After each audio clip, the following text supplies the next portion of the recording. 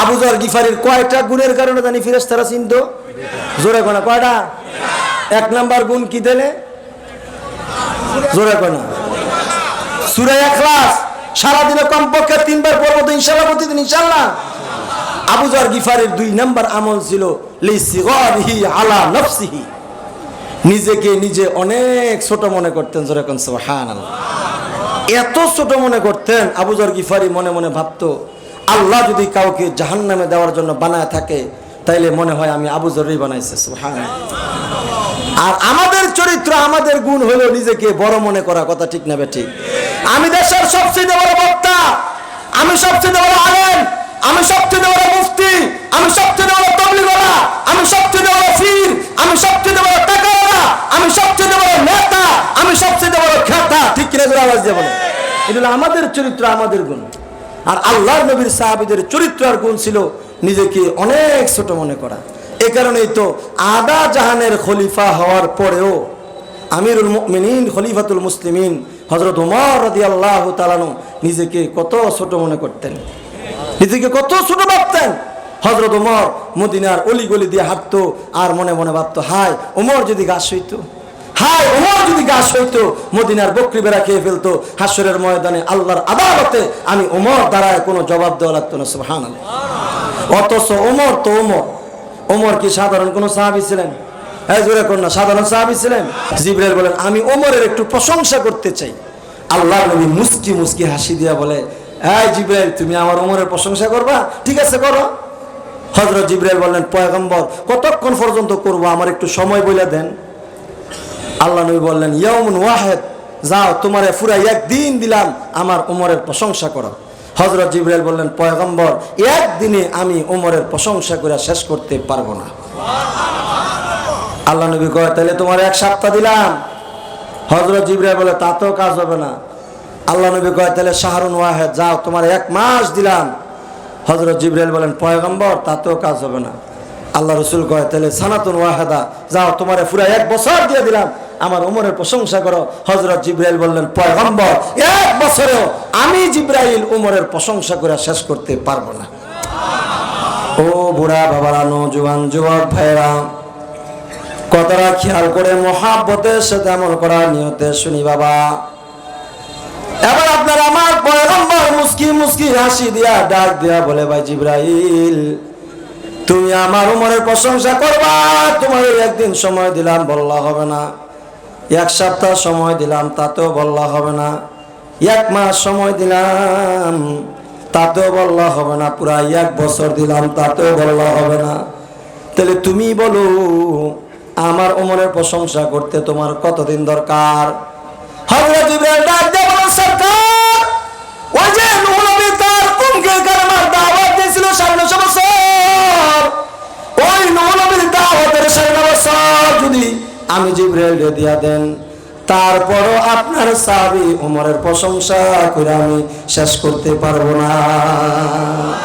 শুধু তাই না বাবা, যে ওমরের ব্যাপারে আপনার আমার পয়গম্বর বলে, قال النبي صلى الله عليه وسلم قال النبي صلى الله عليه وسلم لو كان بعدي نبي لكان عمر।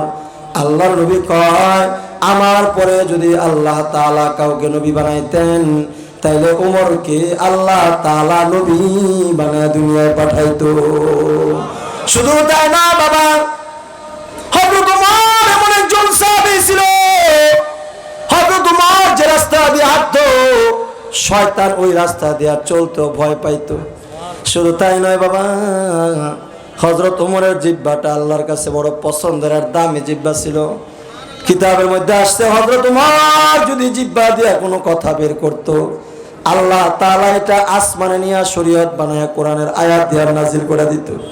শুধু তাই নয়, হযরত ওমরের জিহ্বার কথা অনুযায়ী আল্লাহ 21 জায়গায় কোরআনে আয়াত নাজিল করছে। সুবহানাল্লাহ। শুধু তাই নয় বাবা, হযরত ওমর জবানটা এত জামি একটা জবান ছিল, আপনার আমার পয়গম্বর যখন সাহাবীদেরকে নিয়ে কোনো বিষয়ে মাশওয়ারাতে বসতেন, সিদ্দিক আকবর আবু বকর একটা খেয়াল পেশ করত, হযরত ওমর একটা খেয়াল পেশ করত, হযরত আলী একটা খেয়াল পেশ করত, হযরত ওসমান গনি রিদওয়ানুল্লাহি তাআলা আজমাইন একটা খেয়াল পেশ করত। কিন্তু আল্লাহর পয়গম্বর বন্ধুকে ডাক দেয়া বলেন, পয়গম্বর আপনার ওমরের খেয়ালটাই তো স্বয়ং আমি আল্লাহর খেয়াল। এত দামি জবান বলা মানুষের নাম ওমর। ওমরের জিহ্বাটা আল্লাহর কাছে তো দাম। একদিন আপনার আমার পয়গম্বরের সাথে হযরত ওমর কাবা ঘর বাইতুল্লাহ তওয়াফ করতেছে। আল্লাহর পবিত্র ঘরে 1 চক্কর 2 চক্কর 7 চক্কর দেওয়ার পরে এবার হযরত ওমর আল্লাহর নবীকে ডাক দিয়ে বলেন, পয়গম্বর আল্লাহর পবিত্র কাবা ঘর 7 চক্কর দেওয়ার পরে মাকাম ইব্রাহিমে দাঁড়ায়া 2 রাকাত নামাজ পড়লে মনে হয় বড় ভালো লাগতো। আল্লাহ নবী ডাক দেয়া বললেন, ওমর রে তোমার কথাটা বড় চমৎকার, অনেক দামি, কিন্তু ফয়সালা দেওয়ার মালিক তো আমি নবী না, ফয়সালা দেওয়ার মালিক তো কাবার মালিক আল্লাহ। যেই মাত্র আল্লাহ রাসূল এই কথা বললো, এবার হযরত ওমর দিলের তামান্নাটা জবান দিয়ে আল্লাহর কাছে পেশ করতেছে। ডাক দিয়া বলে, ওগো কাবার মালিক আল্লাহ, তোমার পবিত্র ঘর 7 বার তওয়াফ করার পরে 7 চক্কর দেওয়ার পরে মাকাম ইব্রাহিমে দাঁড়ায়া 2 রাকাত নামাজ পড়লে মনে হয় বড় ভালো লাগতো। হযরত ওমর আল্লাহর কাছে দরখাস্তটা পেশ করতে দেরি বাবা। আল্লাহ তাআলা একদিন আর 2 দিনের জন্য নয়, 100 বছর আর 200 বছরের জন্য নয়, ইসরাফিলের বাঁশি বাজার আগ পর্যন্ত যত কালেমাওয়ালা মুসলমান নারী পুরুষ মক্কায় যাবে হজ করার জন্য অথবা উমরা করার জন্য, আল্লাহর পবিত্র ঘর 7 বার তওয়াফ করার পরে সাথে সাথে মাকামে ইব্রাহিমে দাঁড়ায়া 2 রাকাত নামাজ পড়া ওয়াজিব করে দিছি। শুধু তাই না বাবা, পর্দা তখন নাজিল হয় নাই। আল্লাহ নবীর বিবিরা পর্দা করে না, পর্দা নাজিল হয় নাই, কেমনে করব? হযরত ওমর একদিন আল্লাহ নবীকে ডাক দেয়া বলেন, পয়গম্বর আপনার বিবিরা ঘর থেকে বের হয় পর্দা করে না, এটা ভালো দেখা যায় না, পর্দা করে বের হইলে মনে হয় বড় ভালো লাগতো। আল্লাহ নবী ডাক দেয়া বললেন, ওমর রে তোমার কথাটা বড় সুন্দর, যুক্তিটা বড় চমৎকার, কিন্তু ফয়সালা দেওয়ার মালিক তো আমি নবী না, ফয়সালা দেওয়ার মালিক তো আরশের মালিক আল্লাহ।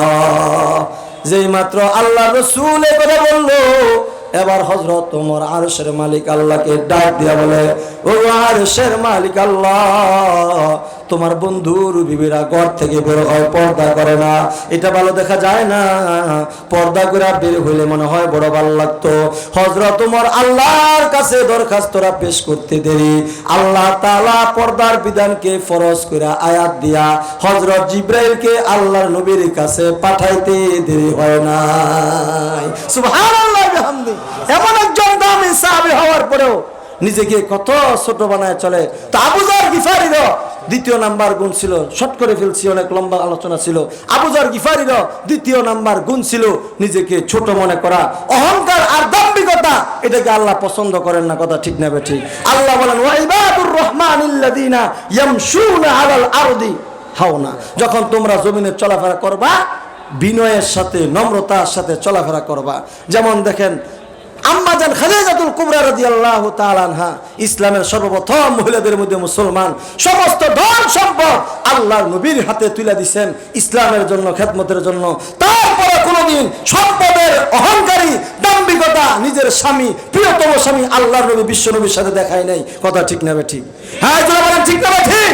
আর এই জমানার আমাদের সমাজের খাদিজা রাবেয়া এরা যদি খালি বাপের বাড়িতে একটা হুন্ডার আনতারে আর একটা ফ্রিজ অথবা মনে করেন একটা দামি খাট একটা সুগেজ আনতারে, দেখা যায় অহংকার আর দাম্ভিকতা, স্বামীর সাথে তর্ক করার কত আইটেম প্রকার মহিলাদের কাছে আছে, ঠিক না ঠিক? হ্যাঁ ঠিক না ঠিক? এই জন্য আল্লাহ রাসূল বলেন এক হাদিসের মধ্যে 6 প্রকারের নারী জাহান্নামী। কয় প্রকারের নারী? 6 প্রকারের নারী মৃত্যুর পরে সাথে সাথে জাহান্নামী।